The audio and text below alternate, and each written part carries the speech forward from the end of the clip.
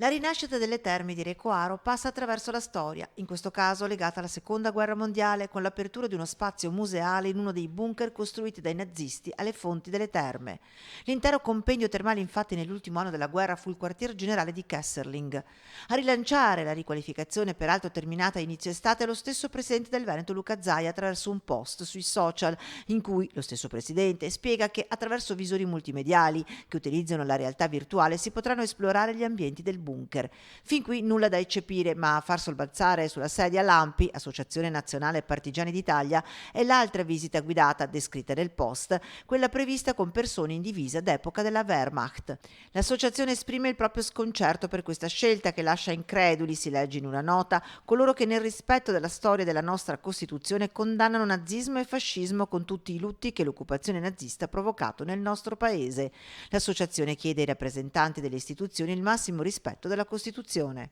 Polemica alla quale la Regione replica con una nota precisando che tutto ciò che riguarda le attività sui profili social relative alla promozione del territorio sono svolte in autonomia da un'apposita struttura e l'iniziativa del museo era stata segnalata dall'Associazione Terme di Recoaro alla direzione regionale e a sua volta trasmessa alla struttura competente per i social e sulla quale il presidente Zaia non ha un diretto e costante controllo se non in merito a post relative ad attività amministrative e sanitarie. Precisazione che chiariscono le modalità di uscita del post sui profili social e alle quali la Presidenza affianca le scuse, a nome della struttura responsabile, verso le parti che si siano sentite in qualche modo ferite dal post che, spiega sempre la nota, non aveva intenti di offendere sensibilità e memorie, post che, per evitare ulteriori disagi, verrà cancellato.